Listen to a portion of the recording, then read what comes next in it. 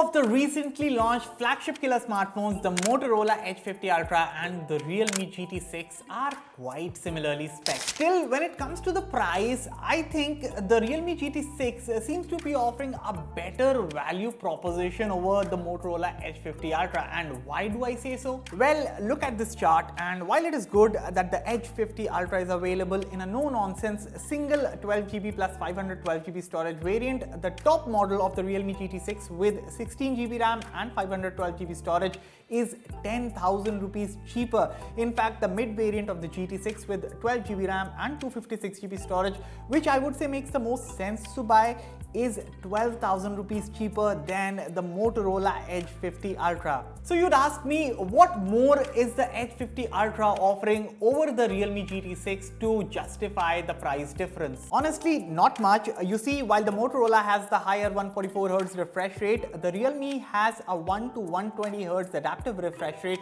giving it a strong edge when it comes to battery efficiency.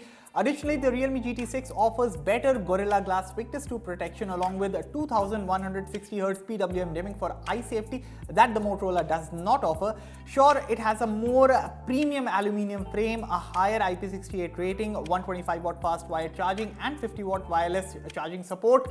The Realme GT6 also has a solid build with a glass back, an IP65 rating, and most importantly, a much bigger 5500 mAh battery with 120W fast wired charging. Now, does wireless charging really matter considering the price difference? You tell me. So if endurance and performance are two of the key selling points when getting a new smartphone, which one should you buy? Should you buy the Motorola Edge 50 Ultra or the Realme GT6? Hello everyone, I'm of Fiiber by India Today, and this is the battery drain test comparison between the Motorola Edge 50 Ultra and the Realme GT6. Now, of course, before we get on with the rest of the video, consider hitting that red subscribe button for detailed tech videos and also turn on the bell so that you don't miss any of our latest updates. With that said, let's get started. As always, we kick off by booting up both devices, and they boot neck to neck. So both phones on the table have light mode enabled and are connected to the same Wi-Fi network. The brightness and audio are set at 50%, vivid color profile is set, and all the image and video enhancement settings are enabled.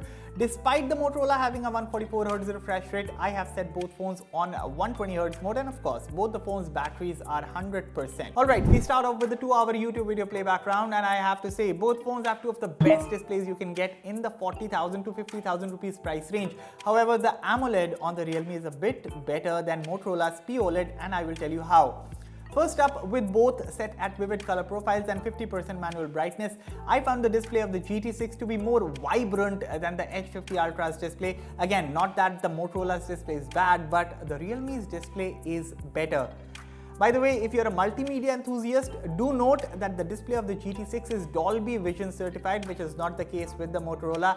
Additionally, the GT6 comes with a 2160Hz PWM dimming for eye safety, something that the Edge 50 Ultra does not have. On top of this, while Motorola does have a 144Hz refresh rate, Realme again has the advantage of the adaptive 1 to 120Hz refresh rate, which again works efficiently when it comes to battery life. Brightness wise too, both displays are pretty good, but again, I found the Realme GT6's display to be brighter while using both phones in harsh sunlight.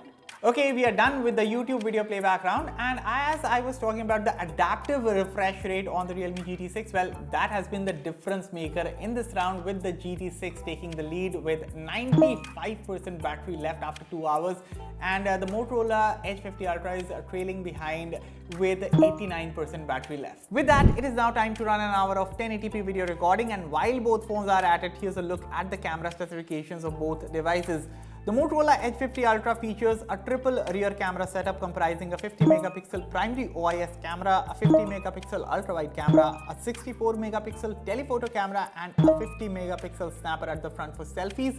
In terms of video recording, both the rear and front cameras support up to 4K 60fps recording. On the other hand, the Realme GT6 also features a triple rear camera setup comprising a 50 megapixel Sony LYT-808 primary OIS camera, an 8 megapixel ultra-wide camera, a 50 megapixel telephoto camera, and 32 megapixel snapper at the front for selfies.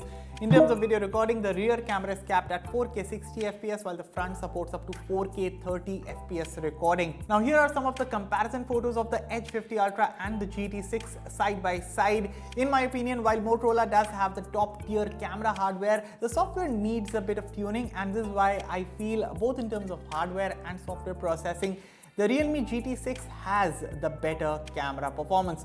What do you think of the photos? Let me know in the comments. With that, we are done with the 1080p video recording round, and to no surprise, the GT6 is still in the lead with 80% battery left, while the Motorola is now left with 69% battery. Alright, it is now time to run some benchmarks to get an idea if both phones are put under heavy loads in the real world, which one is going to give the better endurance. First up, the specs. The Motorola Edge 50 Ultra is powered by the new Snapdragon 8 Gen 3 SoC and comes in a single 12GB LPDDR5X RAM with 512GB UFS 4.0 storage. The Realme GT6 on the other hand is also powered by the Snapdragon 8 Gen 3 SoC coupled with up to 16GB LPDDR5X RAM and up to 512GB of UFS 4.0 storage. Starting with Geekbench 6, and in both single core and multi-core performance, both phones record a solid showing with both registering 5000 plus scores in the multi-core performance. In Antutu as well, the scores are very close, with Realme taking the slight lead, but the good thing is that both of them scored above the 1.5 million mark. However, in the 3D Mark stress test, the Realme GT6 takes a backseat and the Motorola Edge 50 Ultra takes the lead with a 71.9% stability score, suggesting it should be a better gaming phone. But is it? Well, we'll talk about it in a bit. Finally, in the CPU throttle test, despite both phones featuring the same processors, the Realme GT6 proved to be more stable, while the Motorola, well, you can see the graph at how bad the phone throttled under heavy load. Now here are the benchmark scores of both phones on your screens right now. You can pause and take a look. So with 4 hours gone into the testing, and the GT6 is still in the lead with 53% battery left, while the Motorola Edge 50 Ultra is now left with 40% battery. So when it comes to the performance, the Realme GT6 is the better phone hands down, and yes, I say this despite both phones using the same chipsets. You see, while the Snapdragon 8 Gen 3 powers both smartphones, when it comes to optimization, the Realme GT6 stands tall, something that the CPU throttle test also showed clearly. Now, gaming-wise, both phones are capable enough to run any hard-hitting game out there, but in long gaming sessions, Motorola's performance throttles and the frame drops and those stutters become quite evident. Other than this, if you're a BGMI fan, you can enjoy the game at 90 FPS support on the Realme, while the Motorola only supports up to 60 FPS, which can be fixed with an update, but why not is it optimized in the first place? And speaking of optimization, both phones get warm under heavy load, but the Realme GT6 cools down faster, and even when it's warm, the performance does not throttle, something, as I said, is not the case with the Motorola Edge 50 Ultra. So both phones have potent hardware, but because of the better optimization, the Realme GT6 is one step ahead of the Motorola Edge 50 Ultra. And with that, we are done with the gaming round as well, and right now the Realme GT6, to no surprise, is still in the lead with 42% battery left, while the Motorola Edge 50 Ultra is now left with 30% battery. With that, we're in the last leg of our battery drain test comparison. I will now run an hour of Instagram on both phones here, but without keeping you waiting until the last minute, I'm going to fast forward to the 6 hours mark, and with that, the Realme GT6 finishes with 35% battery left, while the Motorola Edge 50 Ultra finishes with 21% battery left. Here's an hour-by-hour breakdown of the battery drain of both phones on your screens right now. So looking at the battery chart, both smartphones showed solid grit when it came to endurance. Of course, the Realme GT6 took the YouTube video playback round, the video recording round, and the social media round, while the Motorola showed a better showing in the benchmarks and gaming round, that is in terms of battery life. Now in terms of battery percent drop, the Realme GT6 is the clear winner, and that's a given considering it has a significantly larger battery than the Motorola Edge 50 Ultra. But even when it comes to actual battery drain, when you do the maths, in the grander scheme of things, the truth remains that the GT6 has a 1000 mAh bigger battery. That makes the true difference, and because of which I think the Realme GT6 is a better proposition, both in terms of price and performance. Summing up, I would say that the 5500 mAh battery gives the GT6 that pure advantage when it comes to sheer longevity, when it comes to battery life, but also what I told you earlier, for the better display, better performance, and not to mention the 10,000 rupees price difference between both smartphones, there is no doubt that the Realme GT6 is the better deal over the Motorola Edge 50 Ultra. Rest, what are your thoughts regarding these devices? Let me know everything in the comments below, and as always, for all the latest in tech, stay tuned to Fiiber. I will catch you all in the next one. Thank you for watching.